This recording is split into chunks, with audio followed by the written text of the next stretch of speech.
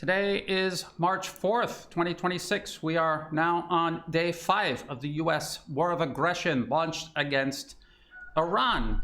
And I want to talk about the mission creep that we now see being promoted to the American and global public by the U.S. administration. This is from Fox News, but it's citing a Wall Street Journal article that is behind a paywall. Trump exploring backing militias in Iran to topple weakened regime following strikes. Reports Trump reportedly spoke with Kurdish leaders who have sizable forces along Iraq-Iran border following recent bombing campaign. Now, let me explain to you how this works in reality.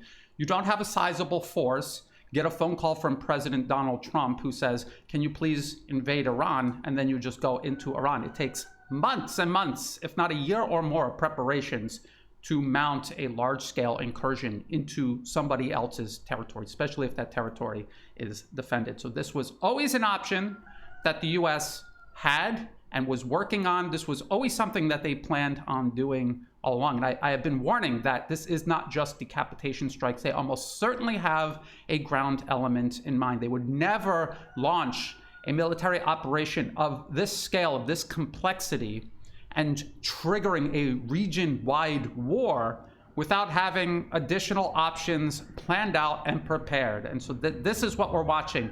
What we saw was President Donald Trump selling a limited strike that was going to easily topple the Iranian government. This is how he sold it to the American people. This was not what they thought was going to happen. This is what they knew they had to tell the American people to gain at least some support for this war of aggression. They wanted to convince people that this was going to be another Venezuela, another very short war of aggression, invasion, and government toppling.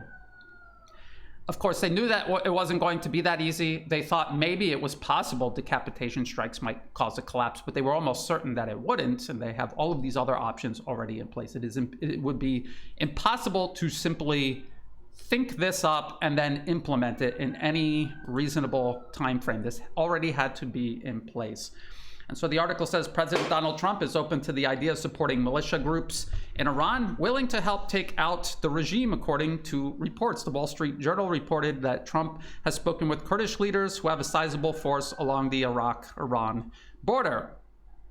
I would like to direct people's attention to the 2009 Which Path to Persia policy paper put out by the Brookings Institution, okay? 2009, this is how long these options have been laid out in detail and have been worked on by U.S. planners. These are the unelected corporate interests, all politicians in Washington, Republican or Democratic.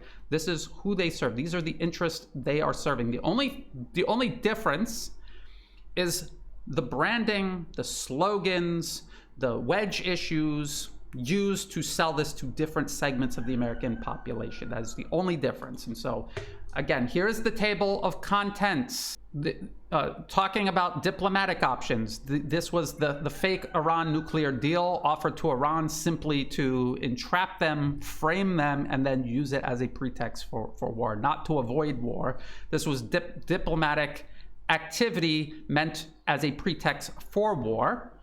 And now we're in the middle of the military operations. Leave it to Bibi allowing or encouraging an Israeli military strike. This actually began under the Biden administration. The last year of the Biden administration, Israel struck an Iranian consulate in Damascus, Syria. And then when Iran retaliated with a proportional missile strike against Israel, Israel then carried out a direct strike on Iran inside Iranian territory. Everything that Israel does is done with complete and constant support from the U.S. Israel would literally be incapable of carrying out any of these operations without American intelligence, surveillance, reconnaissance, constant support in terms of arms and ammunition, aerial refueling, and air defenses. They would be incapable of doing any of this on their own. So an Israeli strike was always a U.S. strike carried out by proxy. And then last year, we saw a variation of this Chapter 5, Leave It to Bibi, allowing or encouraging an Israeli military strike. They tipped off the 12-day war, and then the U.S. waded in after Israel first started it, provoked it, and then absorbed all of the international blame and also Iranian retaliation. Then the US waded into the conflict. And that is literally what it says in this paper, this 2009 paper. It says the United States would encourage and perhaps even assist the Israelis in conducting the strikes themselves in the expectation that both international criticism and Iranian retaliation would be deflected away from the US and onto Israel. This was written in 2009, and that is exactly verbatim what took place last year. And now we are somewhere between chapter 5, 4, and 3. Leave it to Bibi, the Asarak options, airstrikes, that's what's taking place right now. And what the Trump administration is now slowly, incrementally selling to the American public is some variation of invasion. This talk of militias, so this is how the invasion is likely going to take shape, at least in the beginning. They're talking about regime change. This is what this has always been about. I've warned people that this is what this is all about. It's not just about fighting Iran. It's about eliminating Iran and isolating Russia and especially China. That is what this is all about. So between airstrikes, invasion, they also had all of these options for toppling the Iranian government internally. The Velvet Revolution, supporting a popular uprising. Inspiring an insurgency, supporting Iranian minority and opposition groups. And if you read that chapter, they talk about Mujahideen al-Khaliq.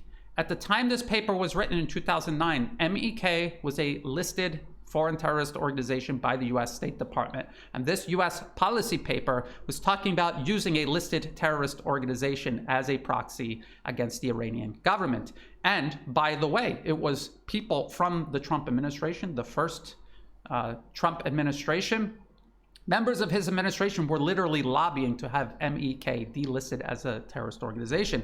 And MEK was listed as a terrorist organization in the first place because they had been killing American service members and contractors in the Middle East. And that's why they were listed as a foreign terrorist organization. And so you had people from the Trump administration lobbying for MEK to be delisted despite having killed Americans, having American blood on their hands.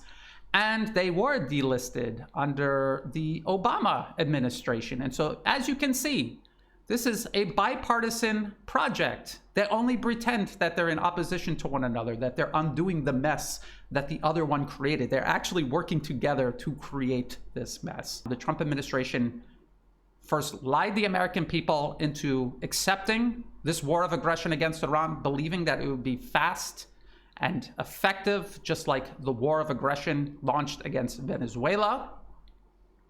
And now they're being told, well, maybe it'll take a few weeks. American casualties are mounting. Maybe we have to back armed militias on the ground. Maybe US troops have to go in on the ground themselves. US won't rule out sending ground troops into Iran. Pentagon is bracing for more casualties as it wages a massive campaign to eliminate Tehran's arsenal, but acknowledge that US forces cannot intercept all incoming fire. And in this article, it says Defense Secretary Pete Hegseth would not rule out the possibility that American ground troops will be sent into Iran or articulate what the Trump administration's exit strategy would be as the Pentagon attempts to secure a quick, decisive victory while limiting US bloodshed. And then it says, in comments to the New York Post on Monday, Trump acknowledged that he had not ruled out sending ground forces into Iran if they were necessary. So this is the mission creep that always follows, and that was always intended all along. You can see very clearly that all of these options were laid out years in advance. The US had been implementing all of these options years in advance.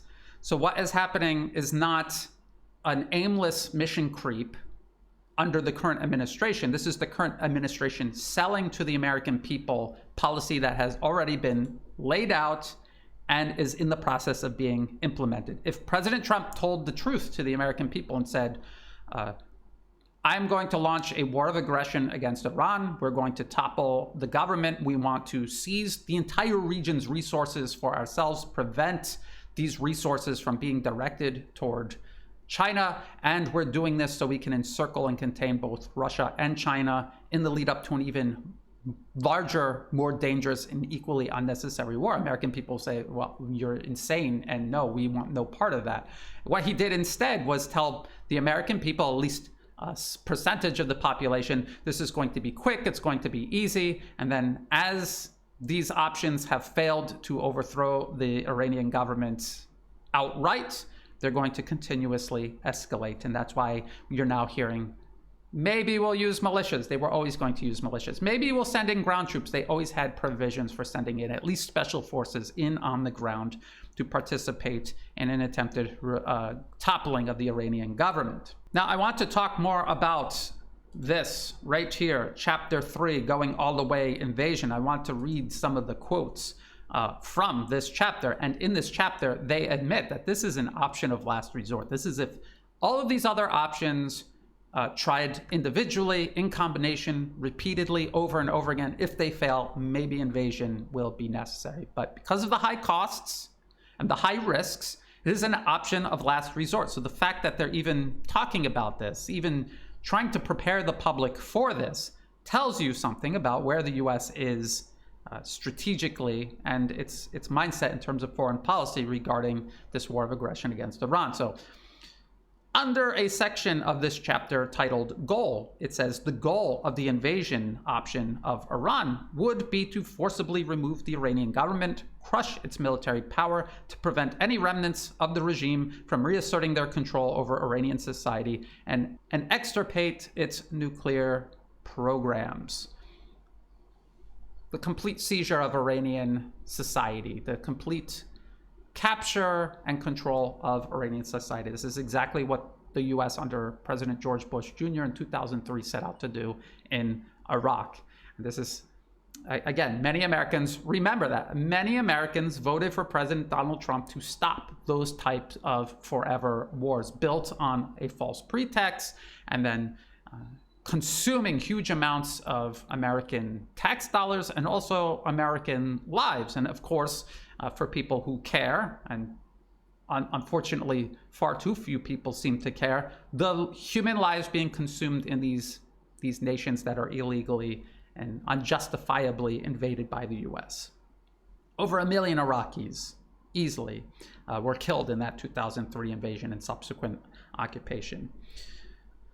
Now, also in this chapter, they talk about selling this to the public, essentially. As noted above, in the section on the time frame for an invasion, whether the United States decides to invade Iran with or without a provocation is a critical consideration. With provocation, the international, diplomatic, and domestic political requirements of an invasion would be mitigated. And the more outrageous the Iranian provocation, and the less that the United States is seen to be goading Iran, this is key. Because they admit all throughout this paper, Iran will never attack the United States. It has no interest in war with the United States. The U.S. must goad Iran into reacting. And as Iran is reacting, the U.S. will depict that as an unprovoked act of aggression and use that as a pretext for wider war. That is said all throughout the paper, and it is said in this sentence. The more these challenges would be diminished. So they're saying, if we can depict Iran as having outrageously attacked us, unprovoked, disproportionate, outrageous, all of the challenges for launching an invasion into Iran, these challenges would be diminished. In the absence of a sufficiently horrific provocation, meeting these requirements would be daunting. And then this is very important also. Were that ever to happen, the U.S. goading or let's say even fabricating a provocation, that's what they're talking about, the circumstances of an invasion would become almost easy. The United States would suddenly have enormous domestic and perhaps grudging international support for undertaking an invasion. Indeed, the entire question of options would become irrelevant at that point. What American president could refrain from an invasion after the Iranians had just killed several thousand American civilians in an attack in the United States itself? Well, Iran is never going to do that. They have no reason to do that. Their entire strategy, clearly, demonstratably, is to attack and degrade U.S. military capabilities in the region.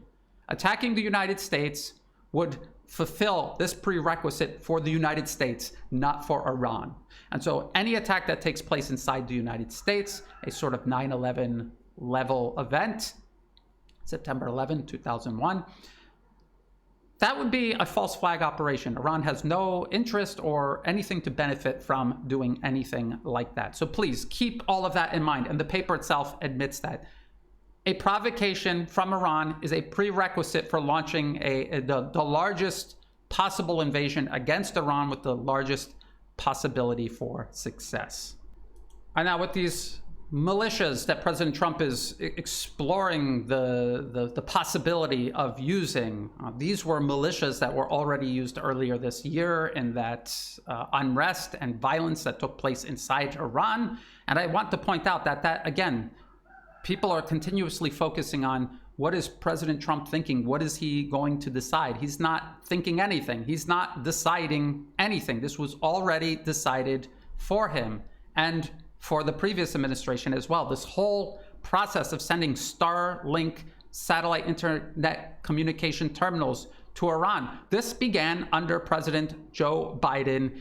This was from 2022, CNN. After Ukraine, Biden administration turns to Musk's satellite internet for Iran. And then it continued under President Donald Trump. U.S. smuggled thousands of Starlink terminals into Iran after protest crackdown. The Trump administration has denied fomenting public unrest in Iran, but the operation shows it has provided covert support to anti-regime efforts. And so it started under Biden, it continued under Trump. And as a matter of fact, has been ongoing since President George Bush Jr.'s administration, and every single administration since then, the Obama, first Trump, Biden, and now second Trump administration, they have continued all of this. And this is what I have warned people about over and over again.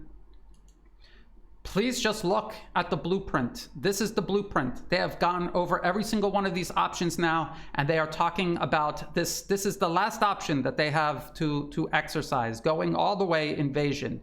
And now to launch a large-scale invasion would take months to a year or more to prepare, even for the United States.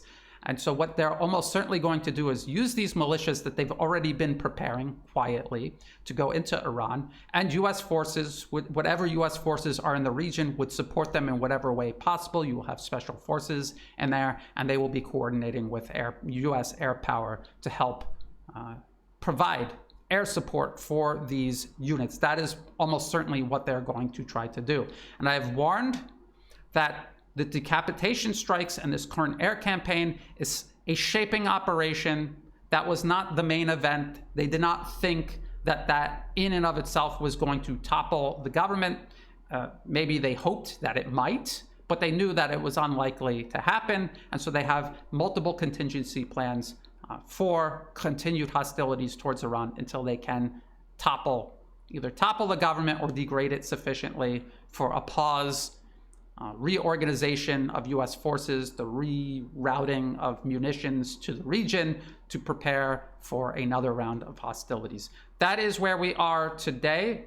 This all began with President Trump while campaigning for office saying that there won't be any new wars, that he was going to end all of the wars. Now he has sold this lightning fast decapitation strike on Iran, and now that results are not forthcoming, and as they probably knew was likely to happen, now they have to sell to the American people a longer and longer conflict with higher and higher costs. If they sold this to the American public honestly up front, nobody would buy it, and so that's why they lied to the American public about this, as they always do. So I hope people are learning a lesson here about trying to vote your way out of this. You're not voting your way out of this. Not in the United States. It's not going to happen. No matter who you vote for, this is the policy that was determined by the unelected corporate interests. All of these people you're voting for actually serve. They don't serve you. They pretend they serve you. That's their job, is to pretend they serve you. They serve the corporations that fund the Brookings institution. Lockheed, Boeing, big oil, big tech, big pharma. That's who they serve. That's who they have always served. That's who they will always serve. Not you. All you are to them is someone they need to convince to accept Wall Street's interests as your own interests, no matter how divergent Wall Street's interests actually are to your interests, or how detrimental their interests are to your interests. If you thought this video was useful, please like and share. Think about subscribing. It's free to do. It helps the channel grow. Check the video description below for other places you can find and follow my work. If you go to my channel and you click on any one of my videos, below is a video description. Here it says more. You click on more and it'll expand. It'll have all of the links that I referenced in the video, as well as for other places you can find and follow my work. If I am not posting a video often, every day, let's say, I am posting things on Telegram and also on X. The links are right here in the video description below. I do not monetize any of my social media platforms. If ads pop up, feel free to skip them. I did not put them there and I am not benefiting from them. If you do want to help support my work, the links are right here. Please do so through Buy Me a Coffee and also Patreon. Again, the links are here in the video description below to everyone who has been helping out. Whether it's a one-time donation, donations month to month, or if you have no resources to spare and you're just helping share, like, posting kind comments, sharing a news tip, all of this helps. So just liking and sharing helps boost the video and gets this information out to more people, which is my ultimate goal here. To everyone who has helped support my work, I thank you sincerely. And as always, thank you for watching.